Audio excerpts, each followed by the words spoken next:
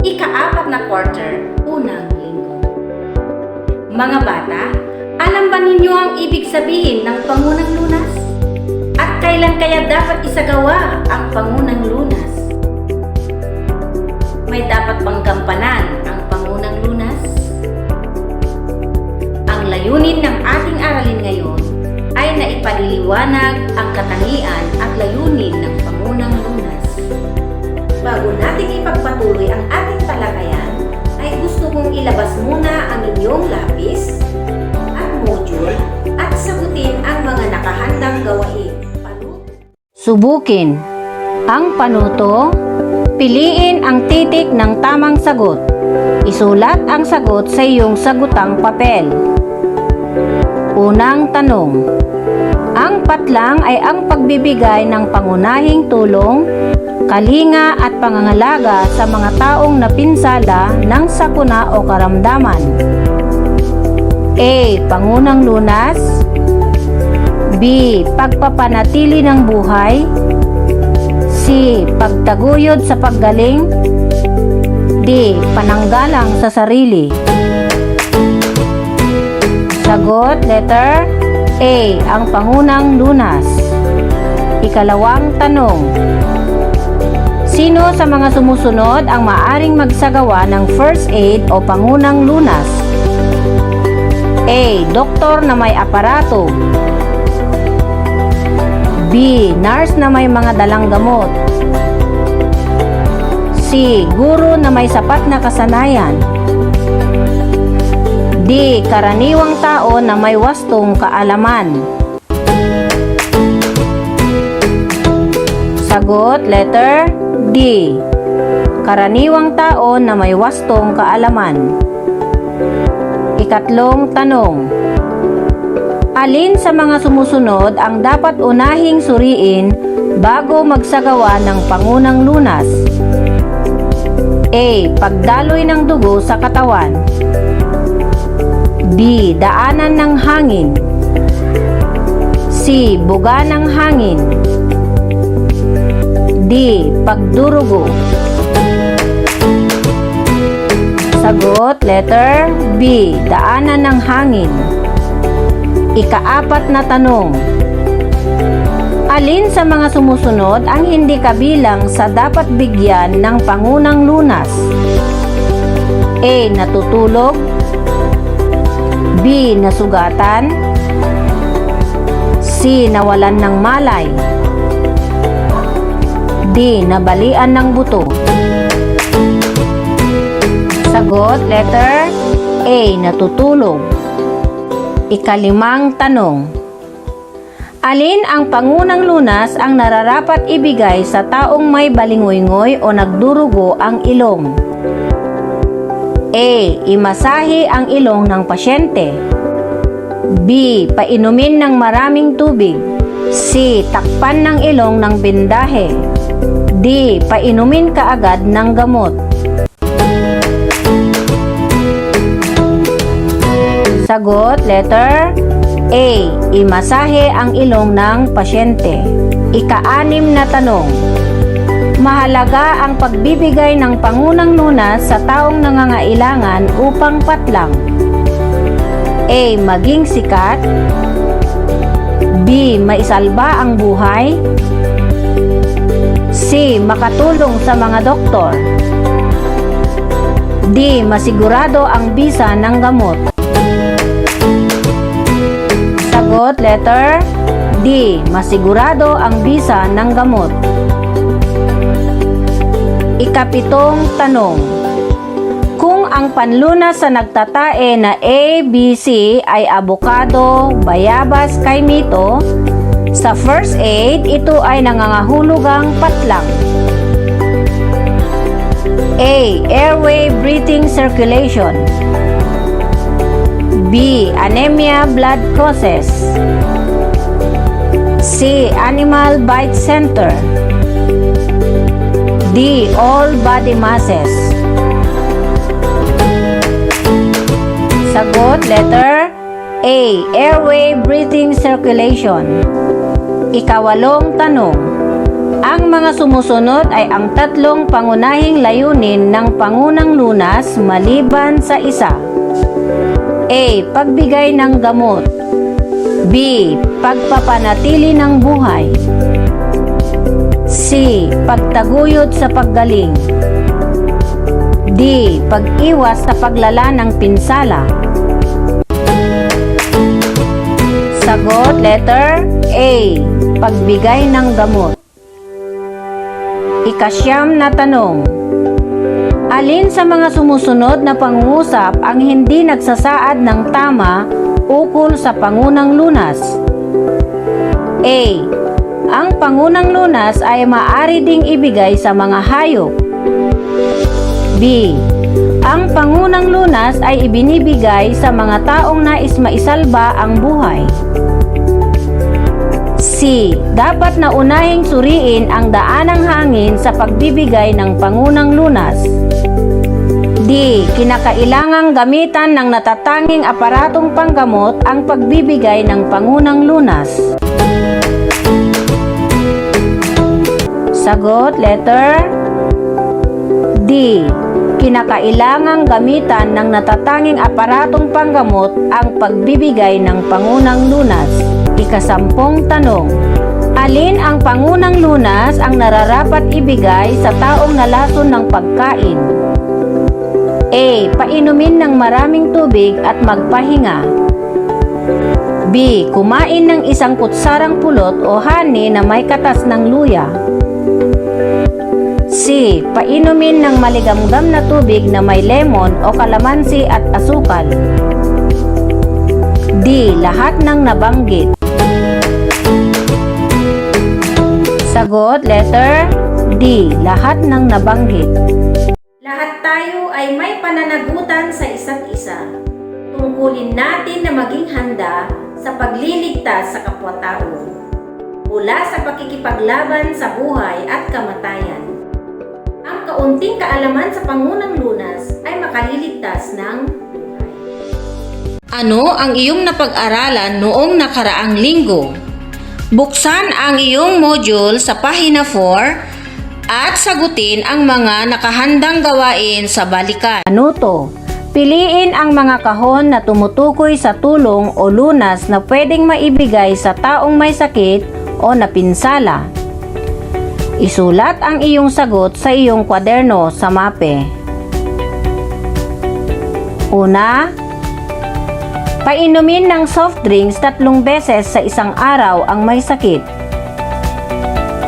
Ikalawa, dalhin sa pinakamalapit na ospital.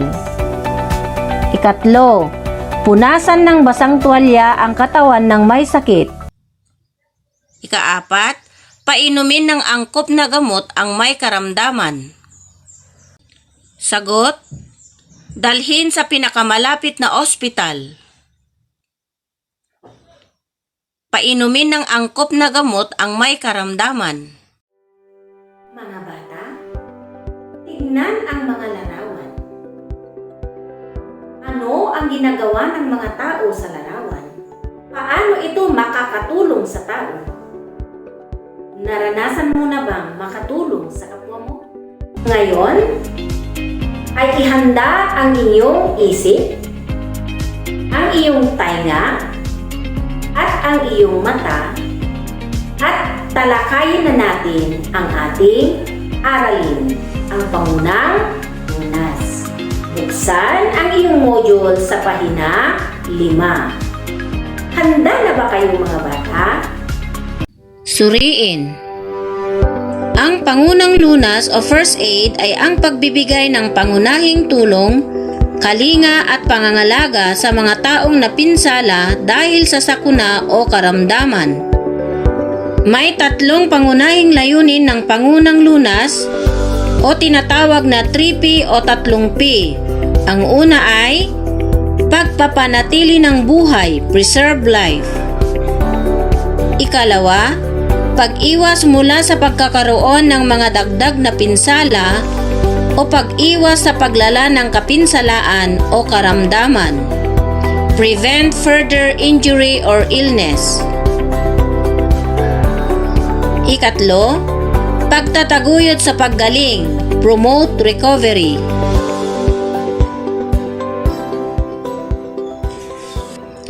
Mga pangunahing kasanayan sa pagbibigay ng pangunang lunas. Ito ay tinatawag nating airway.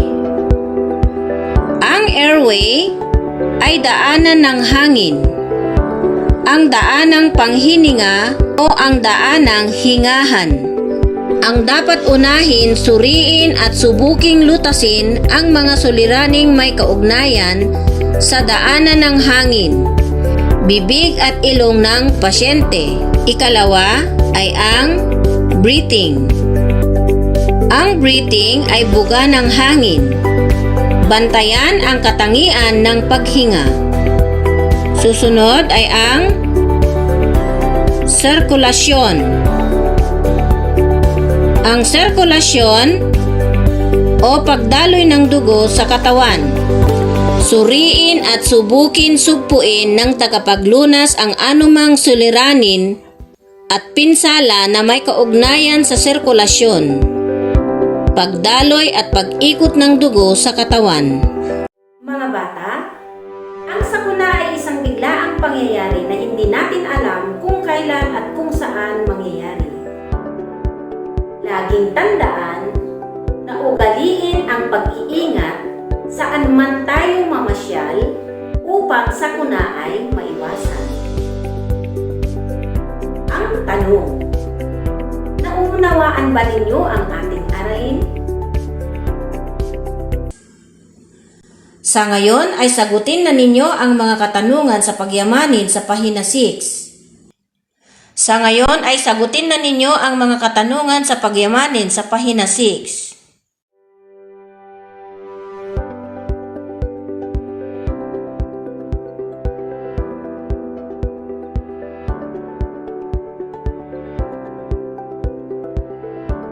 Panuto, pag-aralan ang mga sitwasyon.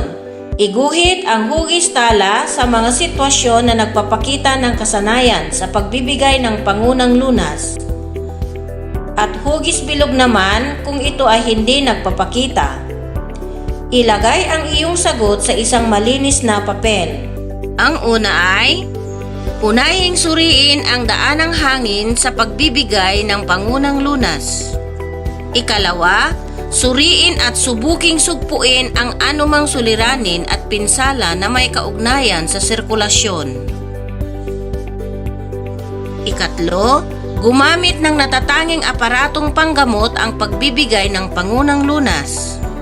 Ikaapat, ang pangunang lunas ay ibinibigay sa mga taong nais maisalba ang buhay. Ikalima, pagbibigay ng gamot ang pangunahing layunin ng pangunang lunas. Mga sagot. Ang una ay tala. Ikalawa, tala. Ikatlo, bilog. Ikaapat, tala. Ikalima, bilog. Hello mga bata! Bigyan natin ng isang mahusay na palakpak ang inyong sarili. At mahusay ninyong nasagot ang mga naihandang gawain.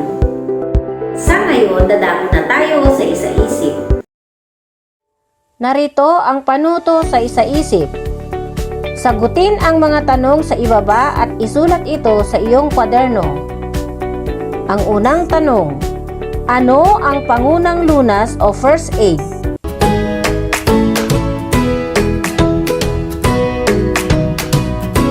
Sagot, ang pangunang lunas o first aid ay ang pagbibigay ng pangunahing tulong, kalinga at pangangalaga sa mga taong napinsala dahil sa sakuna o karamdaman.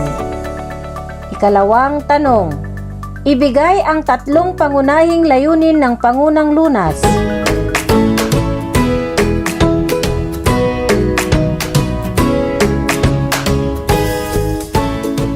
Sagot, ang una ay preserve life. Ikalawa, prevent further injury or illness. Ikatlo, promote recovery. Bakit mahalagang matutunan natin ang mga pangunahing kasanayan sa pagbibigay ng pangunang lunas?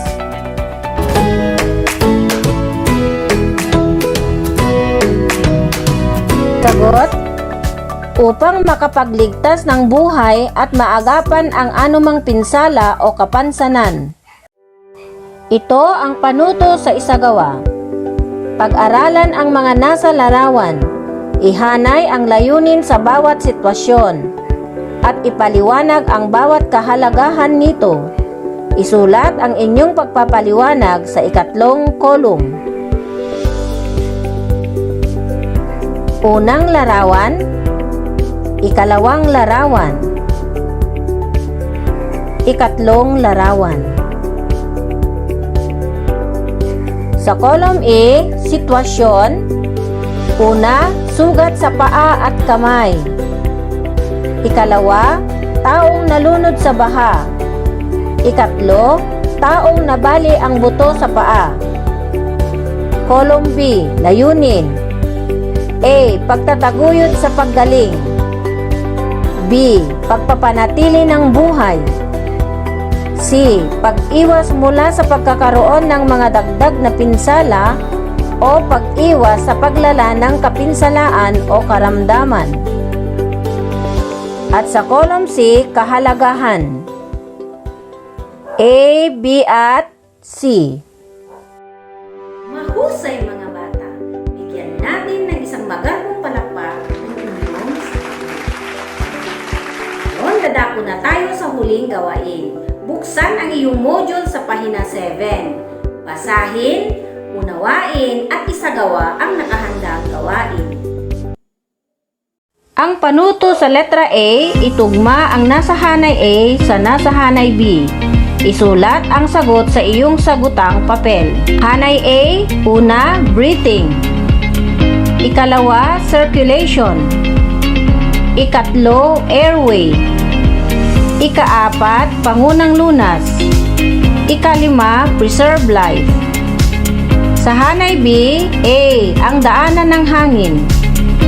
B, buga ng hangin.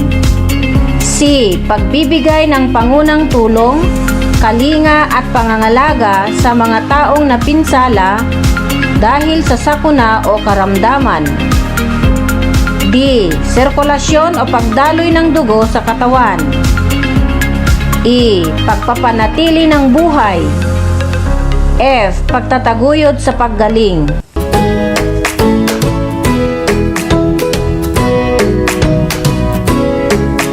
Sagot: ang una ay letra B, buga ng hangin. Ikalawa, letra D, sirkulasyon o pagdaloy ng dugo sa katawan. Ikatlo, letter A, ang daanan ng hangin. Ikaapat, letter C, pagbibigay ng pangunang tulong, kalinga at pangangalaga sa mga taong napinsala dahil sa sakuna o karamdaman. Ikalima, letter E, pagpapanatili ng buhay. Una tayo sa tayahin sa letra B. Panuto, piliin ang titik ng tamang sagot. Isulat ang sagot sa iyong sagutang papel. Unang tanong, ito ang unang mabisang gawin sa tuwing magbibigay ng pangunang lunas. A. Maging ligtas. B. Maging malusog. C. Maging masaya. D. Maging malinis. Sagot, letra A. Maging ligtas. Ikalawang tanong, ang pagbibigay ng pangunahing tulong, kalinga at pangangalaga sa mga taong napinsala ng sakuna o karamdaman ay tinatawag na patlang. A. Pagsagip. B. Pangunang lunas. C. Pangangalaga sa kalusugan. D. Paggamot sa may sakit. Sagot, letra B. Pangunang lunas. Ikatlong tanong, alin sa mga sumusunod ang nagpapakita ng kasanayan sa pangunang lunas? A. B, C, D. Sagot, letra A. Kaapat na tanong. Kung ikaw ay nasa ligtas na lugar, ikaw ay mananatili at patlang ng Pangunang Lunas. A. Magsimula, B. Mag-aral, C. Magturo, D. Huminto. Sagot, letra A. Magsimula. Ikalimang tanong. Ang kaalaman sa mga kasanayan sa Pangunang Lunas ay mahalaga upang patlang. A. Mabigyan ng maraming pera, B. Makatulong at makasagip ng buhay, C. Magkaroon ng maraming kaibigan, D. Maging kilala sa lipunan. Sagot, letter B. Makatulong at makasagip ng buhay. Magaling mga bata!